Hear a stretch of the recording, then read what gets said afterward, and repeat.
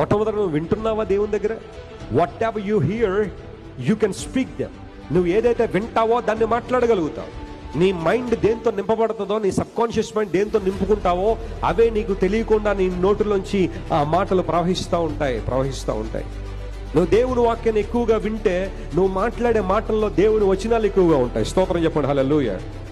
అంతేకాని వ్యర్థమైన ప్రోగ్రాములు, టీవీలు, సినిమాలు, షికార్లు, టీవీ సీరియళ్ళు అవి నిరంతరంగా సాగుతూనే ఉంటాయి. ఆ సీరియళ్ళు, జబర్దస్త్ షోలు అవి ఇవి చూసావంటే నీ మాటలన్నీ అలాగే ఉంటాయి. నీకు తెలియకుండా నా మాటలు నీ నోట్లోంచి దొరుకుతుంటాయి. కారణం ఏంటంటే నీ మైండ్ అంతా నువ్వు దాంతో నింపేసుకున్నావు. దేవుని వాక్యం వినడానికి టైం లేదు, దేవుని వాక్యాన్ని చదవడానికి సమయం దొరకట్లేదు.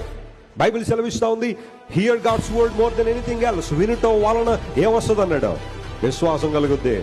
Here more God's word, read it. దేవుని వాక్యాన్ని ఎక్కువగా వినండి, చదవండి. మీ హృదయాన్నంతా దేవుని వాక్యంతో నింపేసుకుంటే ఆ నోటిలోంచి అదే మాటలు దొర్లుకొని వస్తూ ఉంటాయి, ప్రవాహంలో వస్తూ ఉంటాయి. ఆ మాటలు ఇతరులు ధైర్యపరుస్తాయి, ఆ మాటలు ఇతరులు రక్షిస్తాయి, ఆ మాటలు ఇతరులకు ఆ ఆశీర్వాదాన్ని ఇస్తాయి, ఆ మాటలు ఇతరులకు ఊరటనిస్తాయి.